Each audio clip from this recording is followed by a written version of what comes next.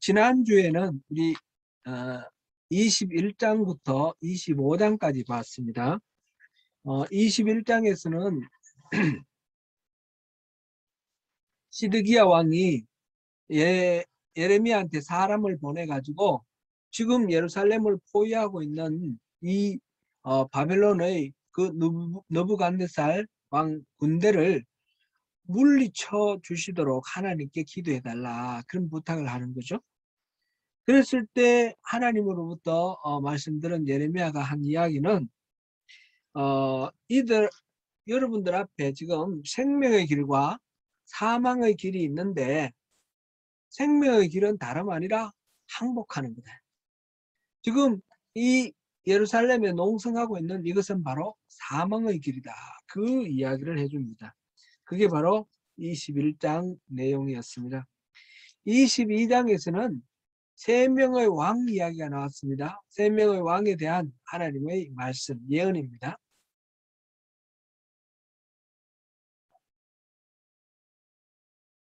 네. 살룸, 첫 번째는 살룸인데, 살룸은 그 요시야 왕의 둘째 아들이라고 그랬죠. 여호아하스. 바로 애굽의 왕 바로가 그를 끌고 애굽으로 갔습니다. 그래서 애굽에서 생명을 마치게 될 것이다. 이게 살룸에 대한 예언이었고요. 그다음 두 번째로는 여호야김에 대한 예언입니다. 여호야김에게 대해서는 나중에 성 밖으로 내던져지게 될 것이다. 그런 내용이 나와 있습니다. 실제로 여호야김이 그렇게 했는지 안 했는지는 다른 성경에 기록이 없는데 예레미야의 그 예언이 또 다 그대로 성취되었기 때문에 여호야김이 2차 느부갓네살의 2차 공격 때 포위되었을 때 여호야김이 죽고 여호야긴이 왕이 됐고 결국 함락되어서 여호야긴이 끌려가는데 아마 그때 여호야김이 백성들에 의해서 성 밖으로 던져져서 죽었을 것이다. 이렇게 생각한 그런 전해져 오는 이야기들이 있습니다. 근데 세 번째 왕 여호야긴, 여호야긴은 여고냐, 고냐 이렇게 되어 있는데 그 사람은 하나님의 인장반지지만 그래도 바벨론에게 내줄 것이다. 그렇게 말씀하셨어요. 여호야긴에 대해서는 특별한 표현을 쓰셨어요. 인장반지라고. 그러나 그도 이제 바벨론으로 포로로 끌려갈 것이고 자손이 없고 다시는 다윗 왕가에서 왕이 나올 수 없을 것이다. 이렇게 돼 있어요. 실제로는 여호야긴은 나중에 회복이 돼요. 우리 지난번에 우리 봤듯이 회복이 되는데, 그러니까 예언이라는 것은 결정적인 운명이 아닙니다. 항상 보면 경고이죠. 경고라는 것을 생각하면서 이 부분을 보면 좋겠습니다. 22장은 이렇게 세 왕에 대한 이야기가 나왔고 23장은 선지자들에 대한 예언이었습니다. 선지자들이 전부 거짓으로 예언하고 있다. 그들은 여호와의 회의에 참여하지도 않았다. 그러므로 이제는 선지자들이 여호와의 엄중한 말씀이다 이렇게 말하지 말라 하는 것이 23장의 내용이었습니다. 24장은 우리가 지난주에 우리가 중심으로 본 내용인데 두 개의 무화과 광주리가 있다라는 것이었습니다. 하나는 좋은 열매, 무화과 좋은 열매가 담겨 있고 하나는 썩어서 못 쓰는 열매가 담겨 있는데 이게 뭘 상징하느냐? 썩어서 못 쓰는 무화과는 예루살렘에 남아있는 사람들이라고 했어요. 그리고 좋은 무화과는 여고냐를 비롯해서 바벨론으로 포로로 끌려간 사람들이다. 그렇게 말했어요. 그래서 겉으로 드러나는 모습, 우리가 바라는 어떤 희망, 이것만으로 모든 것들을 판단할 수가 없다. 하나님의 계획, 섭리가 어디에 있느냐, 그것이 중요하다 하는 것을 본 거죠. 그다음에 26장이 24장이었고 25장은 여호야김 넷째 해에 주신 말씀이라고 그랬어요. 여호야김 넷째 해는 어떤 해인가? 바로 BC 605년입니다. BC 605년. 여호야김이 첫 번째 왕이 된 게 609년. 그러니까 요시야 왕이 죽은 해죠. 그리고 지금은 그 다음에 4년 후 이 여호야김이 바벨론에 대해서 반역을 해가지고 바벨론의 군대가 쳐들어온 겁니다. 그래서 예루살렘을 정복을 하고 여호야김도 포로로 끌고 갔다 이렇게 돼 있는데 이때에 포로로 끌려간 사람이 대표적으로 다니엘 같은 이런 사람들, 왕족과 귀족의 자제들 이렇게 끌려갔습니다. 바로 그 해에 느부갓네살 원년 여호야김 4년에 무슨 내용이 나왔습니까? 그 중에 핵심은 70년간 너희들은 70년간 바벨론을 섬겨할 것이다. 바벨론을 섬겨할 것이다. 이때 605년부터 시작해서 70년간입니다. 그렇게 지금 25장에 나와 있습니다. 이 말씀들을 통해서 전체적으로 우리가 살펴본 것은 두 무학과 광주리 그 비유를 통해서 겉으로 드러나는 것이 아니라 하나님의 뜻과 섭리를 우리가 잘 분별하는 것이 중요하다. 비록 고통스럽고 아주 부끄럽고 모멸스러운 그런 포로의 형편이지만 그러나 여호야는 바로 37년 동안 감옥에 갇혔다가 풀려나서 왕으로 대접을 받고 그리고 사알디엘 스룹바벨 통해서 메시아의 계통을 이어가는 그런 여호야가 되었다라는 것. 그래서 겉으로 봤을 때는 막 부끄럽고 아주 실망스럽고 고달프고 고통스럽고 힘들고 어렵지만 그것이 하나님의 뜻은 그곳에 있었다라는 거죠. 그것을 받아들인 여호야를 통해서 우리가 하나님의 그 섭리를 잘 분별하자 그런 것을 우리가 또 교훈으로 얻었습니다. 오늘은 26장부터 30장까지 내용입니다. 26장부터 30장까지 내용의 핵심은 예레미야의 투쟁입니다. 처음에 우리가 예레미야를 개관할 때 1장부터 25장까지 25장부터 45장까지 46장부터 51장까지 52장 이렇게 네 부분을 나눴거든요. 그래서 25장까지는 예레미야의 그 예언들이라고 했습니다. 예언이 중심이었습니다. 그런데 26장부터 45장까지는 예레미야의 자전적 사건들 이렇게 제가 요약을 했습니다. 이제부터 26장부터 45장까지는 예레미야가 이렇게 그 설교의 내용보다는 설교의 백그라운드 그거를 통한 예레미야가 겪는 삶 이런 것들이 주로 다루어지는 그런 내용들입니다. 26장부터 우리 한번 생각해 보면요. 우리가 앞에 7장 성전 설교할 때 우리 26장 같이 봤습니다. 성전 설교가 뭐였습니까? 그 절기를 맞이해서 전국 각지에서 몰려와서 절기를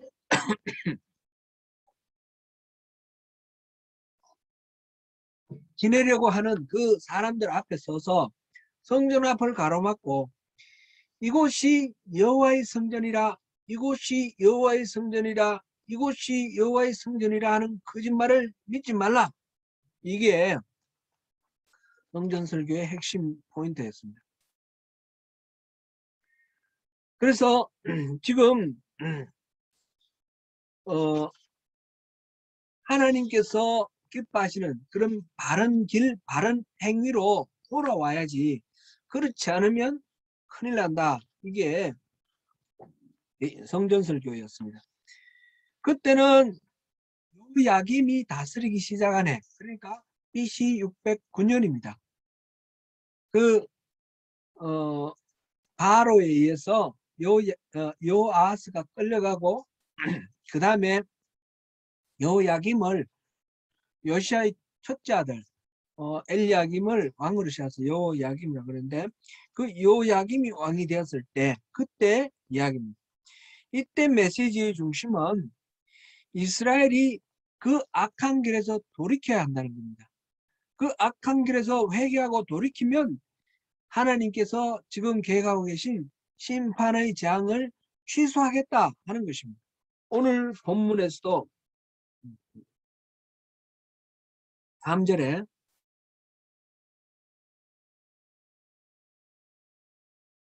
오늘 본문이 26장 3절 26장 3절에 그들이 듣고 혹시 각각 그 악한 길에서 돌아오리라 그리하면 내가 그들의 악행으로 말미암아 그들에게 재앙을 내리려 하던 뜻을 돌이키리라. 이게 성전 설교의 핵심입니다. 아직까지는 돌이킬 수 있는 여유가 있는 그런 상황입니다. 그리고 이때에 성전 설교를 했을 때 그때 그 다음에 이제 9절 보면 26장 9절 모든 백성들이 예레미야 앞에 모였다 그랬습니다.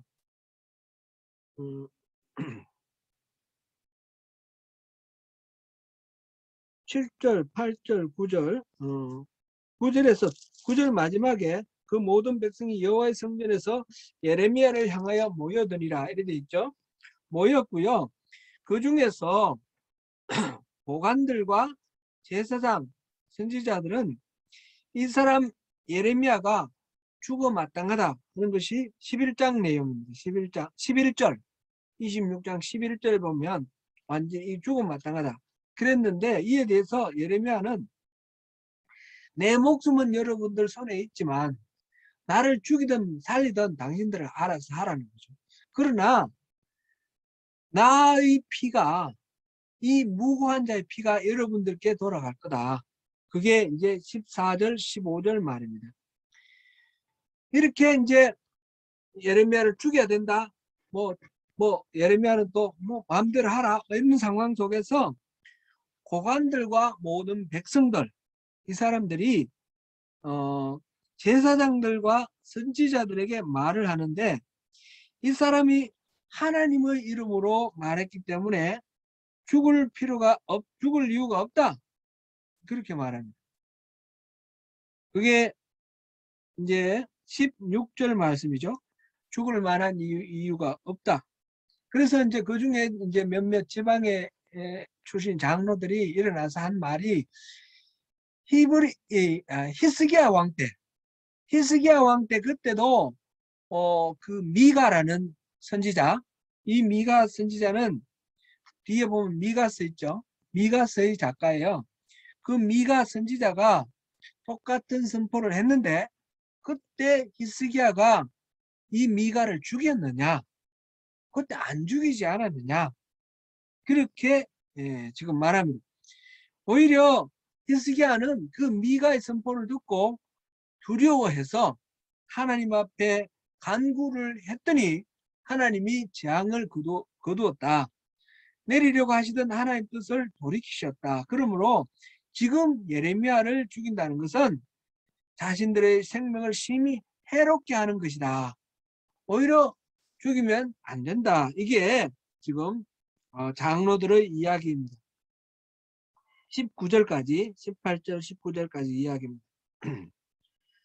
그때 마침 예레미야하고 비슷하게 선포하는 그런 예언자가 있었습니다. 기랏 야림 스마야의 아들 우리야라고 20절에 나오는데 이 사람이 비슷한 선포를 했는데 여호야김이 죽이려고 하니까 애굽으로 도망갔습니다. 애굽으로 도망갔는데 사람을 보내가지고 그를 끌고 왔습니다. 끌고 와서 이 우리야는 죽였습니다. 예레미야도 죽이려고 했는데 이때 24절 보니 사반의 아들 아히감이 예레미야를 숨겨주었다 그랬습니다. 도와주었다 그랬는데 도와주고 내어주지 않았다 그랬는데 그래서 결국 살았습니다. 지금 여기서 예레미야가 성전 설교를 통해서 지금 돌이키지 않으면 죽는다 그랬더니 그 이야기를 듣고 제사장과 선지자와 고관과 백성들이 처음에는 다 죽이겠다 그랬고 그런데 조금 가다가 태도가 바뀌었는데 고관들과 백성들은 예레미야를 죽이면 안 된다고 얘기를 하는 거예요. 제사장과 선지자는 계속해서 죽여야 된다라는 입장을 견지를 합니다. 이렇게 보면 하나님의 뜻에 대해서 하나님이 이 선포를 할 때 항상 보면 제일 그 선지자들의 그 바른 선포를 적대하고 반항하는 사람들이 종교 지도자들이었다는 사실을 우리가 생각해 볼 필요가 있습니다. 예수님이 나오셨을 때 가장 많이 적대하고 예수님을 결국은 십자가에 달아 죽인 사람 원흉이 누굽니까? 제사장들이에요. 서기관들이고요. 이 종교 지도자들이 그 교조적인 입장에 사로잡혀서 그렇게 벗어나지 못한다. 그래서 하나님의 뜻을 더 많이 어기는 그런 잘못을 지을 수가 있다라는 것을 우리가 주의해서 살펴볼 필요가 있겠습니다. 27장은 1절에 요야김이 다스리기 시작한 때 그랬어요. 요야김이 다스리기 시작한 때는 언제라고요? 26장과 똑같이 BC 609년 요시야 왕이 죽고 바벨론이 아직까지는 바벨론이 이렇게 힘을 쓰기 전이에요. 이집트에 의해서 요야김이 왕으로 세워졌을 때. 그런데 27장은 이때로 보기는 어렵습니다. 뒤에 보면 3절에 유다의 왕 시드기야가 나와 있고 12절에도 유다의 왕 시드기야에게 전하여 이렇게 나와 있는 거 보니까 뒤에 다른 문맥 20절에 나오는 이야기도 보면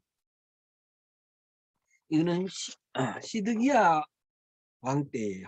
시드기야가 왕으로 시작한 때. 그러니까 이때는 BC 597년 요야김 4년 나와 있고 요야김이 시작할 때 지금 시드기야가 시작할 때 이래 되는데 요야김이 시작할 때 왕이 됐을 때는 609년 이때는 이집트 중심이고 그 다음에 605년 요야김 4년 때 이때는 바벨론의 느부갓네살이 예루살렘을 점령했을 때입니다.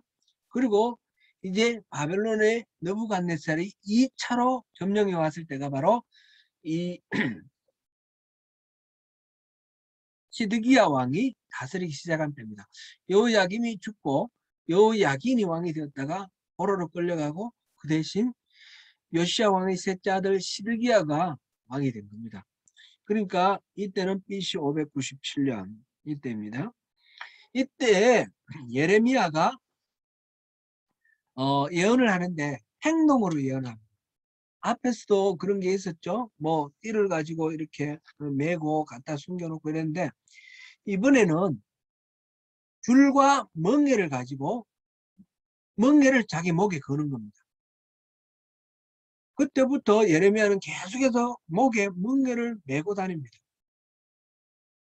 그러면서 줄과 멍에를 사신들을 통해서 이웃 나라에도 보냅니다. 에돔과 암몬과 시돈과 두로 이게 다 보낸다.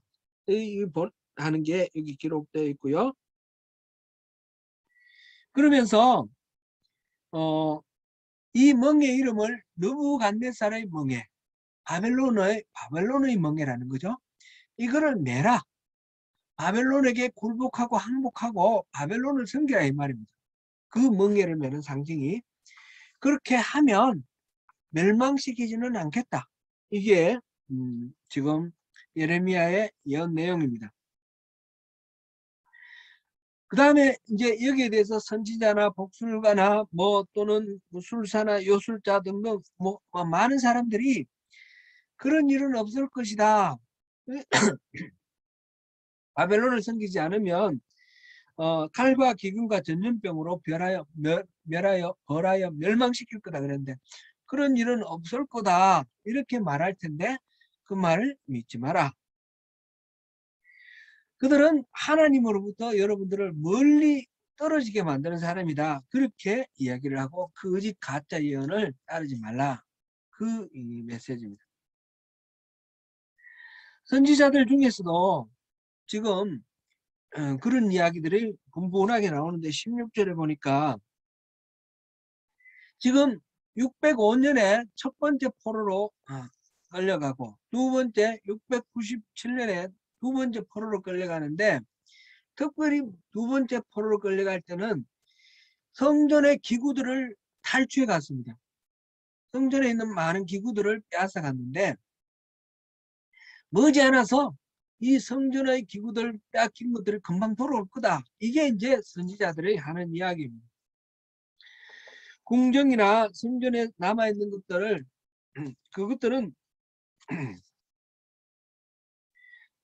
이제 예레미야가 하는 말은 그게 아니라 남아있는 것들도 빼앗길 거니까 기도하라. 그렇게 이야기를 했습니다. 그게 이제 22절 이야기입니다. 지금 27장에서는 거짓 선지자들과 계속해서 싸웁니다. 27장에서는 거짓 선지자가 구체적으로 누군지는 나와 있지 않지만 많은 선지자들과 예레미야가 싸우고 있는 그런 장면입니다. 지금 많은 선지자들은 지금 성전기구를 포함해서 포로로 끌려간 사람들이 금방 돌아올 거다. 머지않아 돌아올 거다. 그 이야기를 하고 예레미야는 남아있는 기구조차 빼앗길 거고 남아있는 사람조차 잡혀갈 거니까 지금 이 바벨론의 멍에 이 느부갓네살의 멍에를 메라. 거기에 항복하라. 이 내용입니다. 28장에 가면 이 대결이 구체적인 사람을 통해서 나옵니다. 히드기야가 다스리기 시작한 지 4년 5째 달. 그러니까 앞에 27장에서부터는 한 4년 정도 지난 후입니다. 그리고 거기서 나오는데 이 28장 1절에 보니까 선지자 하나냐라는 이름이 나옵니다. 선지자 하나냐가 하는 말이 앞에서 선지자들이 그런 말을 했다 그랬는데 이걸 구체화시키는 거예요. 그래서 성전의 기구들 빼앗긴 거 그리고 또 포로로 끌려간 사람들이 2년 안에 다 돌아올 거다. 그렇게 말을 하는 겁니다. 그게 3절 4절 이야기입니다. 하나냐의 이 이야기를 듣고 예레미야가 성전 앞에 있는 제사장들과 백성들 앞에서 말하기를 나도 그랬으면 좋겠다. 2년 안에 다 돌아오면 좋겠다. 그러나 말짱 거짓말이다. 하나냐가 하는 말은 다 거짓말이다. 이게 이제 5절부터 9절까지 이야기고요. 하나냐는 그 말을 듣고는 에레미야에게 달려들어서 에레미야에 있는 목에 걸려있는 그 멍에를 빼앗아서 꺾어버립니다. 그리고는 이제 멍에가 꺾였으니까 이제 2년 안에 모든 민족의 멍에를 다 꺾을 것이다. 이렇게 이야기를 합니다. 그게 10절 11절 이야기고요. 그 다음에 12절부터 끝까지 이야기가 하나님이 예레미야에게 말씀하시기를 이제 나무 멍에를 꺾어버렸으니까 쇠멍에를 씌우겠다. 나무 멍에보다 쇠멍에가 훨씬 더 무겁고 또 힘들지 않습니까? 그렇게 꺾을 수 없는 쇠멍에를 씌우겠다. 쇠멍에를 메고 바벨론을 섬기라. 이렇게 예언합니다. 그리고 하나냐에게는 너는 하나님을 만나지도 않고 하나님 말씀도 듣지 않아 놓고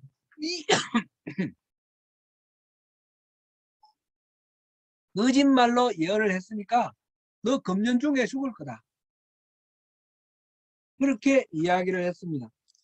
지금 이런 이야기가 오고 가고 한 게 다섯째 달, 5월 달이죠. 시드기야 4년 5월입니다. 그런데 17절에 보니까 선지자 하나냐가 그의 7째 달에 죽었다. 7월 달에 죽었습니다. 그래 이 이야기가 있고 나는데 2달 만에 하나냐가 죽었습니다.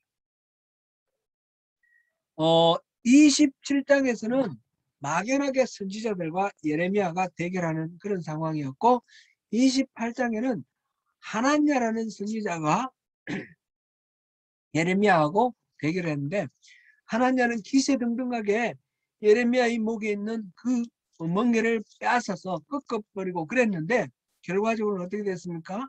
하나냐가 죽었습니다. 이게 예레미야가 맞다는 말이죠. 그 다음에 29장 오늘 본문으로 읽은 부분인데 29장에서 마찬가지로 지금 선지자와 예레미야의 대결이 펼쳐집니다. 이 대결이 펼쳐지는 그 중심에 2개의 편지가 나옵니다. 첫 번째 편지가 예레미야가 포로로 끌려간 사람들에게 보낸 편지입니다. 포로로 끌려간 사람들 중에 많은 사람들이 가는 길에 죽었고 가서 죽고 살아남아 있는 사람들, 살아남아 있는 장로들에게 예레미야가 편지를 보냈는데 그 무슨 편지를 보냈냐면 이제 거기서 집을 짓고 또 텃밭을 만들고 잘 정착해라. 그 과일나무를 심고 과일 열매를 따먹어라. 그리고 너도 여러분들도 장가가고 시집가고 결혼하고 자녀들에게도 장가가고 시집 보내고 그리고 손주들도 맡고 거기서 잘 정착하게 살아라는 것입니다. 포로로 끌려가 있는 사람들의 바람은 뭡니까? 빨리 돌아오는 겁니다. 그래서 많은 선지자들이 금방 돌아올 거라고 얘기했던 거죠. 하나냐도 2년 안에 돌아올 거다 그랬고요. 그런데 예레미야가 편지를 써서 빨리 돌아올 생각하지 말고 그곳에 터잡고 살아라는 겁니다. 집도 짓고 밭도 일구고 나무도 심고 집 장가가고 돌아올 생각하지 말고 그곳에 뿌리 내려 살아라. 이것이 예레미야의 이야기입니다. 그렇게 말하면서 예레미야가 하나님의 마음을 전했습니다. 그것이 우리가 10절부터 13절까지 한번 읽어보겠습니다. 10절부터 29장 10절부터 13절까지. 여호와께서 이와 같이 말씀하시니라. 바벨론에서 70년이 차면 내가 너희를 돌보고 나의 선한 말을 너희에게 성취하여 너희를 이곳으로 돌아오게 하리라. 여호와의 말씀이니라. 너희를 향한 나의 생각을 내가 아나니 평안이요 재앙이 아니니라. 너희에게 미래와 희망을 주는 것이니라. 너희가 내게 부르짖으며 내게 와서 기도하면 내가 너희들의 기도를 들을 것이요 너희가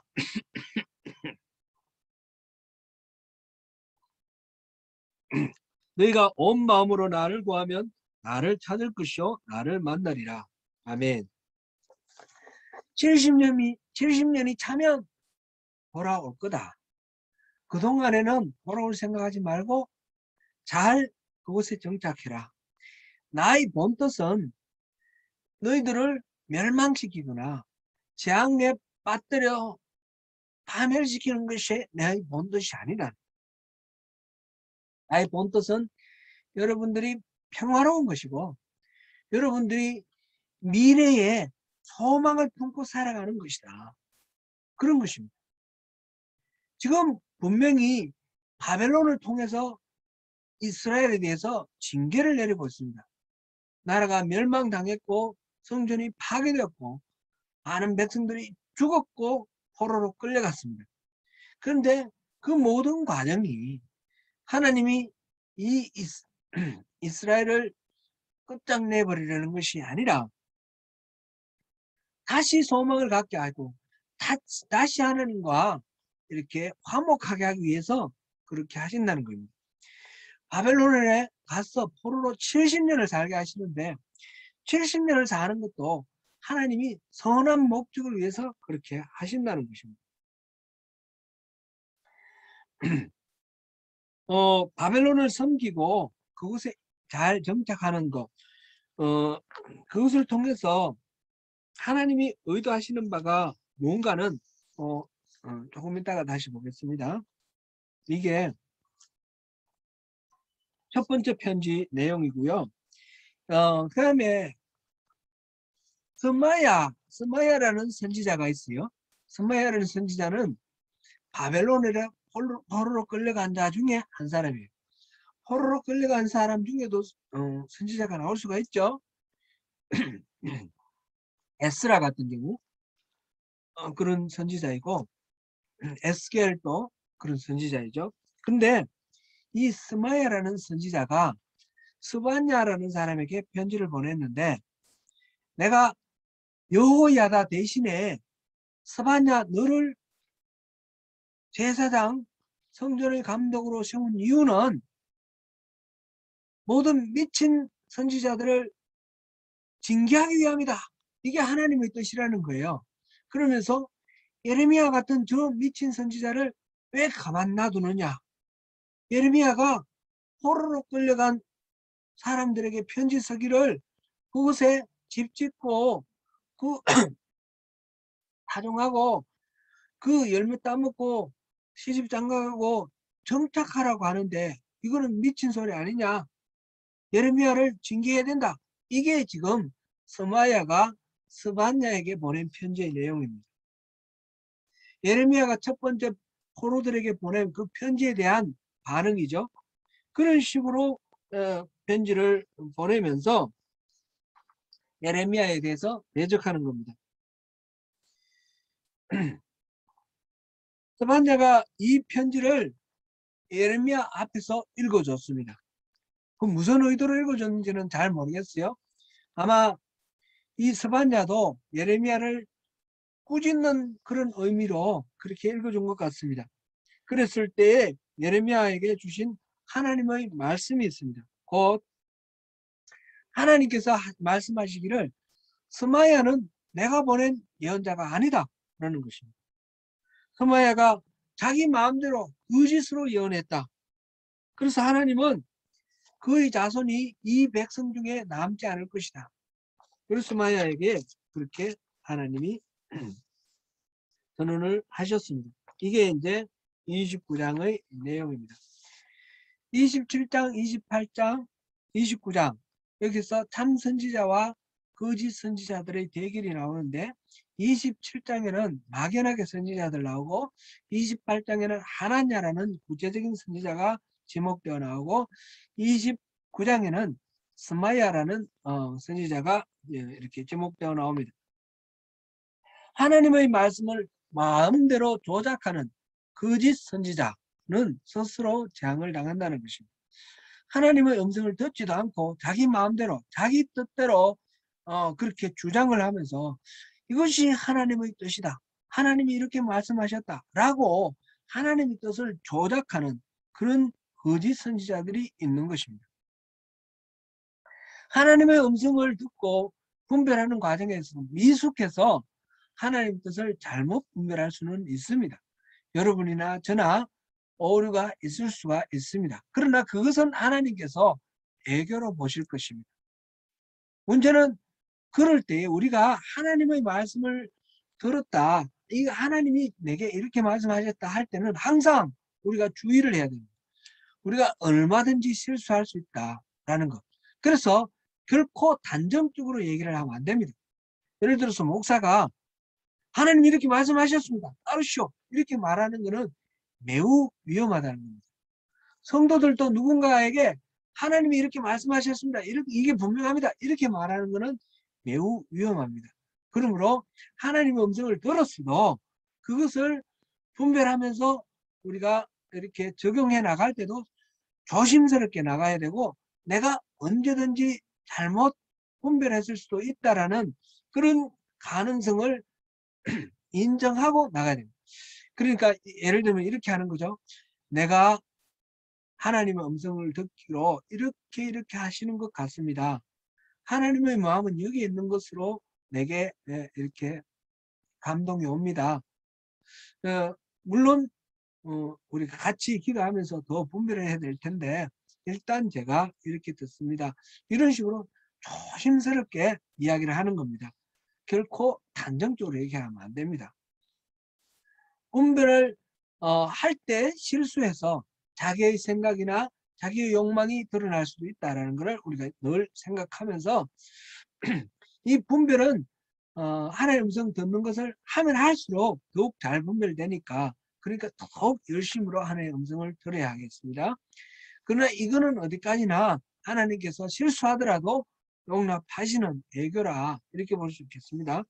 그런데 중요한 거는 자기가 들은 바가 없으면서 조작해서 하나님의 음성 들었다 이렇게 말하는 경우가 굉장히 많이 있다라는 겁니다. 하나냐의 경우처럼 스마야의 경우처럼 우리의 일상의 그 신앙생활에서도 분명히 그런 것이 있습니다. 지금 예레미야는 오래전부터 하나님 말씀을 전해 들었고 특별히 여호야김 왕 4년 느부갓네살 원년 BC 605년 이때부터는 구체적으로 70년 동안 바벨론을 섬겨야 될 거다. 이거를 계속해서 이야기를 하고 있습니다. 그런데 그로부터 한 10년이 지나간 이 시드기야 왕 때 BC 597년 이후에 1차 포로 끌려가고 2차 포로 끌려가고 난 이후에 계속해서 백성들은 돌아오고 싶어 하는데 하나님께서 하시는 말씀은 70년은 내가 정해놨다라는 거예요. 돌아오려고 안달복달 하지 말고 편안한 마음으로 그곳에 정착하라. 이게 하나님 뜻이고 그것을 예레미야가 라고 선포하는데 거기에 계속해서 반기를 들고 거짓된 선포를 하는 가짜 선지자가 있다는 겁니다. 가짜 선지자들이 정말 하나님 말씀을 들었느냐? 하나님이 말씀 안 하셨다라고 하니까 결코 들은 말씀은 아닙니다. 그런데 그들은 그렇게 말을 합니다. 왜 그렇게 말을 할까요?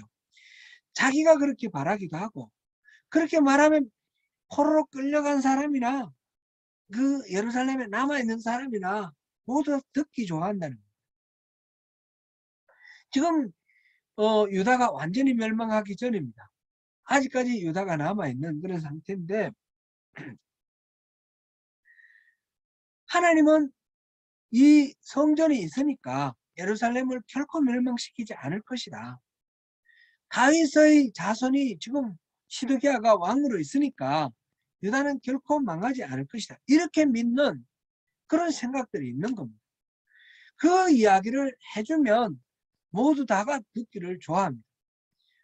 이 평강하다 하는 그 메시지를 다 좋아하니까 제사장으로부터 선지자, 백성들까지 모두 다 그 메시지를 듣기를 좋아하는 그런 상황에서 하나냐와 이 스마야가 그런 예언을 하는 것입니다.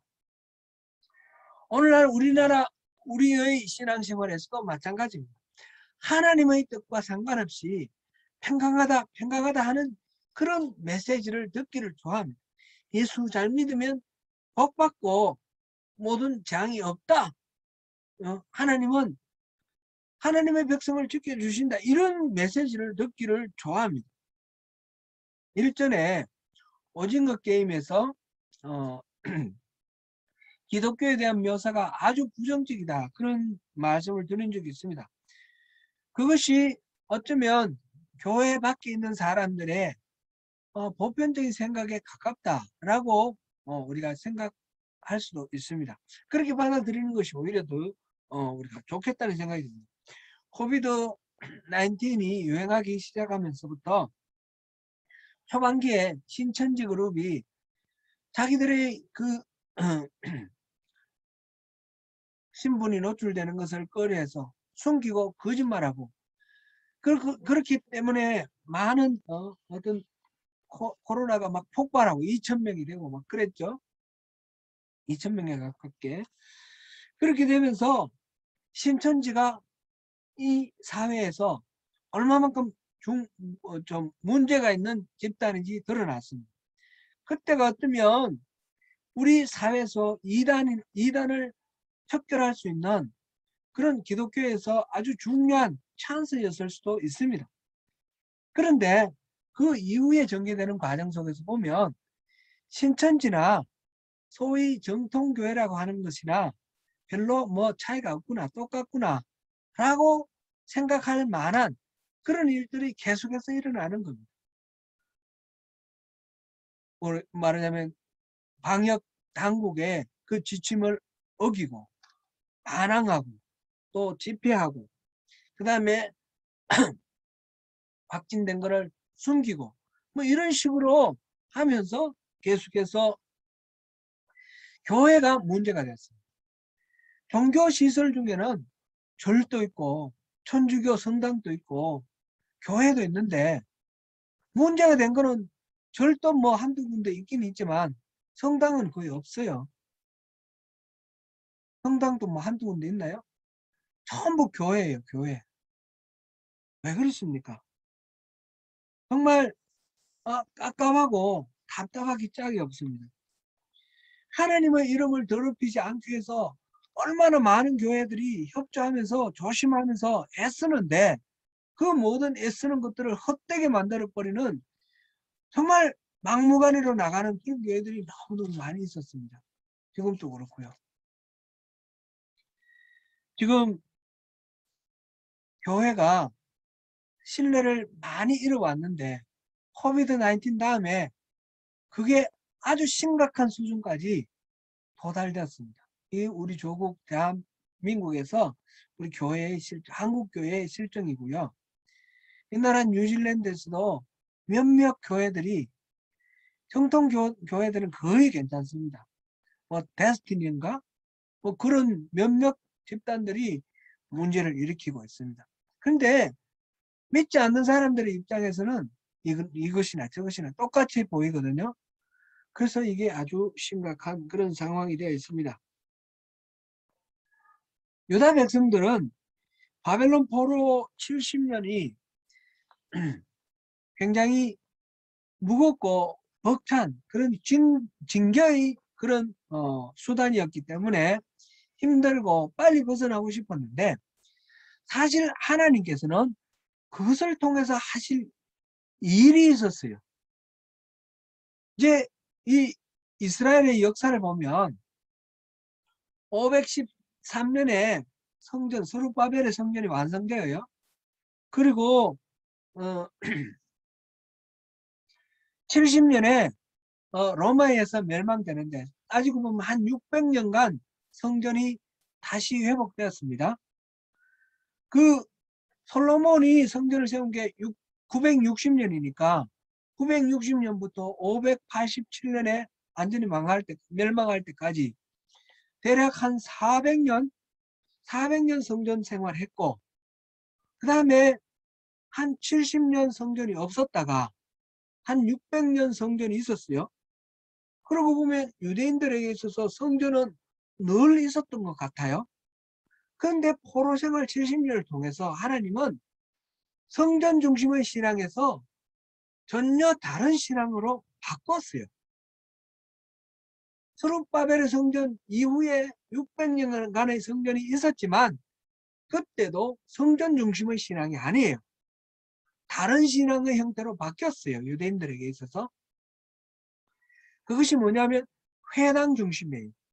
바벨론 포로로 끌려가서 성전이 없었기 때문에 회당 중심으로 신앙생활을 하는데 회당 신앙은 성전 신앙에서는 짐승 잡아 바치는 예배로 신앙생활을 했지만 회당에서는 성경책을 읽는 말씀 중심의 신앙생활을 하게 되는 거예요. 그러니까 바벨론 70년을 통해서 이 짐승 잡아 바치는 신앙의 가장 중요한 맹점, 하나님의 뜻, 하나님 말씀 그거를 잊어버리는 것을 다시 하나님 중심으로 말씀 중심으로 회복하는 신앙을 했습니다.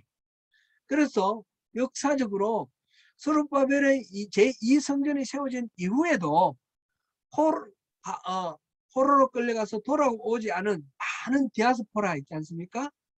그 이후에 아수르에서 잡혀간 사람들 돌아오지 않았죠. 그 이후에 또 에스더서 보면 귀환하지 않은 디아스포라 있지 않습니까? 수많은 디아스포라, 알렉산드리아에 중심으로 한 디아스포라, 이 사람들이 나중에 셉투아진트 성경 번역한 사람들이에요. 이런 사람들은 고향으로 돌아가지 않았어요. 이런 사람들이, 흩어진 사람들이 어떻게 신앙생활을 했습니까? 성전 중심이 아니라 회당 중심으로 말씀을 읽고 말씀으로 예배하는 그런 신앙생활을 해왔습니다. 나중에 예수님이 오셨습니다.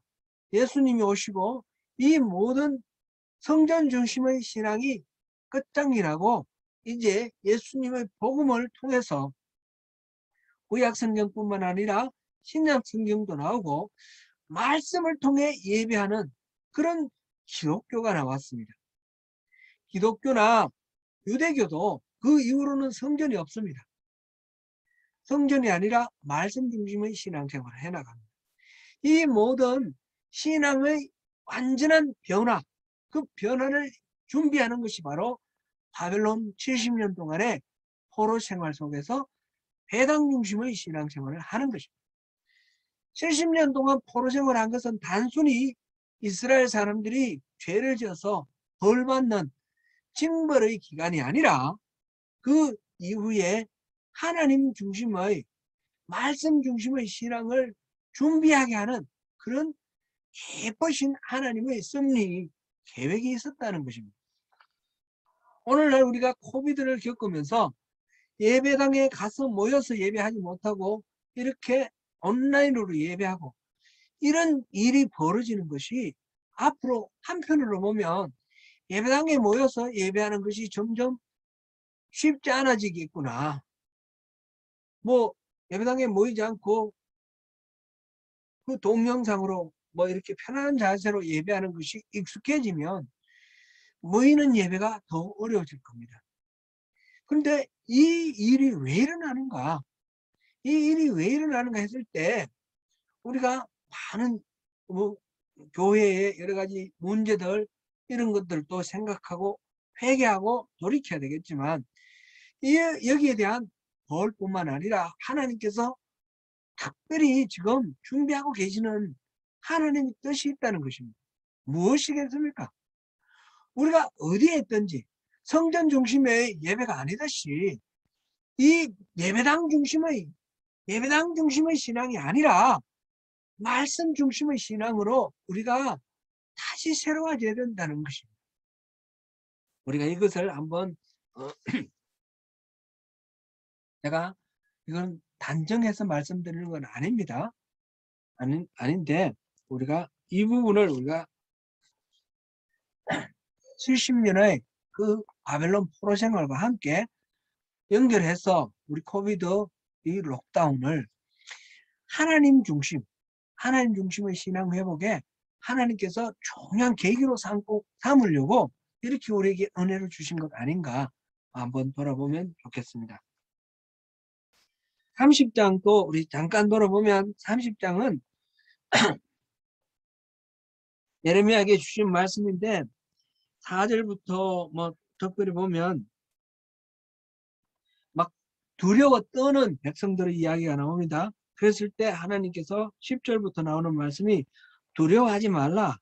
내가 이제 그 먼 곳으로부터 구원하고 회복시켜 주겠다. 그 말씀을 하십니다.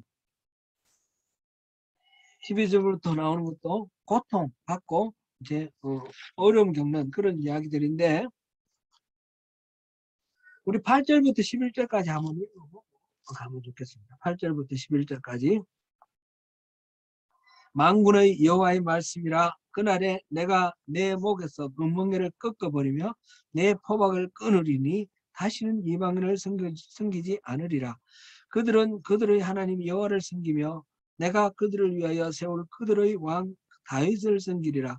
여호와의 말씀이니라. 그러므로 나의 종 야곱아 너는 두려워하지 말라. 이스라엘아 놀라지 말라. 내가 너를 먼 곳으로부터 구원하고 내 자손을 잡혀가 있는 땅에서 구원하리니 야곱이 돌아와서 태평과 안락을 누릴 것이며 두렵게 할 자가 없으리라. 이는 여호와의 말씀이라. 내가 너와 함께 있어 너를 구원할 것이라. 너를 헛되었던 그 모든 이방을 내가 멸망시키리라. 그럴지라도 너만은 멸망시키지 아니하리라. 그러나 내가 법에 따라 너를 징계할 것이요 결코 무죄한 자로 여기지는 아니하리라. 지금 포로로 끌려가서 흩어진 그 상황에 있는 이 이스라엘 사람들에게 하나님이 하시는 말씀입니다. 내가 너희들의 죄에 대해서 징계를 면해주지는 않을 것이다. 징계할 거다. 그러나 그렇다고 해서 절망하지는 마라. 내가 차면 반드시 회복시켜 줄 것이고 너희들을 구원할 것이다. 포로로 끌려가 흩어진 그 땅끝에서라도 내가 구원해 주겠다. 그 말씀이 지금 30장 말씀입니다. 18절부터 보면 야곱 장막의 포로들을 돌아오게 할 것이다. 그 거처들을 거처들의 사랑을 베풀 것이다. 성읍을 다시 건축하게 할 것이다. 폐허된 언덕 위에 건축하게 할 것이다. 국토를 회복하고요. 그 다음에 19절에 보니까 감사하는 소리가 나오고 즐거운 소리가 나오도록 해주겠다. 그리고 그들을 존귀하게 하고 비천하지 않겠다 하셨고 21절에 보니 그들의 영도자를 그들 중에서 나오게 하겠다 하셨어요. 리더들을 포로로 끌려간 그들 가운데서 리더들을 세워줄 거다. 실질적으로 그 느헤미야나 스룹바벨이나 이런 리더들이 나왔지 않습니까? 에스라나 에스겔도 나오고요. 그래서 성전도 회복하고 느헤미야와 함께 성벽도 회복하고 스룹바벨은 성전 회복이고요. 느헤미야는 성벽 회복이고요. 그 다음에 에스겔은 신앙을 회복하는 겁니다. 신앙을 회복하는 그런 에스겔 학사 말씀을 읽어주고 그렇게 해서 결국은 하나님과 이스라엘의 관계가 회복되게 해주겠다는 것이죠. 22절 우리 같이 읽어볼까요? 30장 22절 너희는 내 백성이 되겠고 나는 너희들의 하나님이 되리라. 지금 어려움에 닥쳐있다 할지라도 하나님께서 그 죄 때문에 그들을 바벨론을 통해서 징계를 하셨는데 그렇다 하더라도 그들에게 품으신 하나님의 뜻은 회복하는 것입니다. 그래서 하나님은 이스라엘의 하나님이 되시는 거고 이스라엘은 하나님의 백성이 되는 것입니다. 결국 이 이스라엘을 징계하기 위해서 사용했던 바벨론 같은 경우도 바벨론이 잘났기 때문에 그런 게 아니에요. 바벨론이 훌륭해서 이스라엘을 멸망시킨 게 아닙니다. 나중에 고레스, 페르시아의 왕 고레스 같은 경우 뭐 하나님께서 여호와의 종, 나의 종이다 이렇게 지정해 주셨지만 그 모든 것들이 이스라엘을 생각하시는 하나님의 마음에서 나온 것입니다. 바벨론 같은 경우도 50장, 51장의 내용은 바벨론의 멸망의 이야기예요. 하나님이 나의 철퇴 이렇게 표현을 하셨는데 하나님이 죄인들을 징계하기 위해서 사용하신 철퇴로 사용된 바벨론조차도 그 죄 때문에 하나님께서 징계하십니다. 사랑하는 성도 여러분, 하나님이 징계를 하신다 할지라도 하나님의 본 의는 독뜻은 재앙이 아니라 평안이라 하셨습니다. 하나님의 사랑하는 자녀들을 더욱 훌륭하게 훈육시키고 하나님과의 그 본질적인 사랑의 회복을 위해서 신앙의 형태를 바꾸기 위한 하나의 계획이고 섭리라는 것입니다. 그래서 하나님께서 우리에게 하시는 말씀은 부르짖어 찾으면 만나 주시고 찾을 수 있다라고 하시는 것입니다. 지금이 바로 은혜 받을 만한 때이고 구원을 받을 때입니다. 극도의 시련 가운데서 대적하는 그 선지자들과 목숨을 건 그 투쟁에서 승리한 그 예레미야처럼 우리도 또한 오직 주님만 바라보는 가운데 우리 앞에 어떤 난관이 있고 어떤 어려움이 있더라도 끝끝내 승리하면서 하나님과의 그 온전한 관계 속에서 주님이 주시는 참된 평강과 기쁨을 누리는 그 주인공이 되시는 저와 여러분이 되시기를 축원합니다.